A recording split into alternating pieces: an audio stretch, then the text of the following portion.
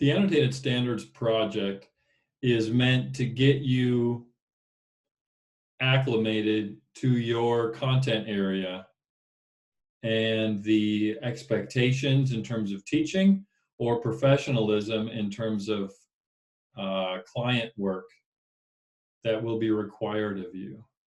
So as you see here, this is the course activities slide deck, and this is the Annotated Standards and ASHA group project slide. The total points might differ in your section. I'm using a previous slide for that. You'll notice you'll be creating an infographic with a group. So you'll be working together with group members who are also speech paths or also future math teachers or history teachers, etc. To find out more information about this, you can click on Annotated Standards Google Doc or the ASHA link that was there as well. And then here are technology links for leaders, teachers, and students. And then there are also links for speech path and for National Business Education Standards, etc. Special ed notes. And then what you are going to do is you are going to tell a story with data. And this is the rubric that I'll use to evaluate the project. And you will be creating an infographic based on those standards. So if you go to the Nebraska Department of Education website link,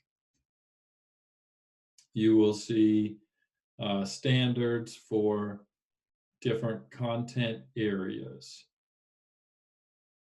History of them, standards of curriculum, checklist, etc. Okay.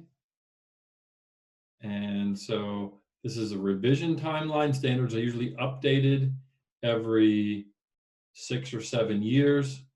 Okay, so if you're English language arts, you're going to want to go here and look at this PDF. If you're math, you want to look at this one. Okay, so let's just take one for example. Let's take math. Okay, so that downloaded. And you've got 36 pages worth of standards. You've got number, geometry, data, and algebra. And they'll start in kindergarten. Do you need to look at kindergarten? No. You are most likely planning on being a middle school or high school teacher. So start with those standards. Maybe go one grade back, look at the 6th grade standards just to get a sense of them.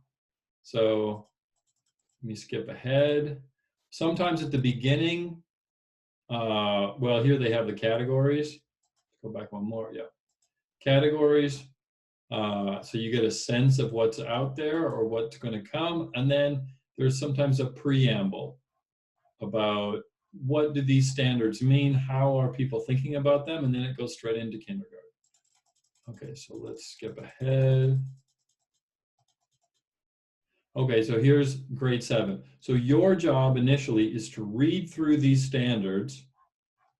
And so you'll notice in 7th grade, there are a few that are color-coded yellow for number and operations. And then you've got some green, which would be algebra.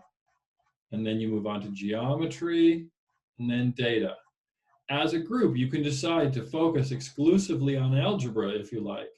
And then you look at algebra standards throughout the curriculum and get a sense of where do they start, what do they do, what's required in each grade level.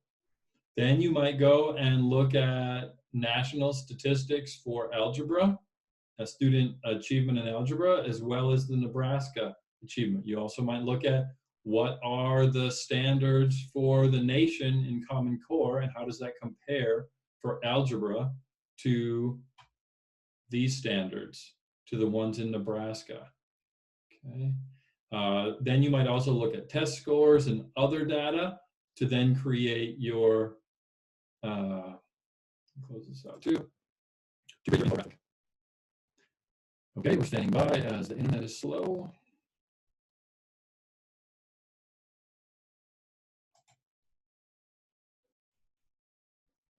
There we go.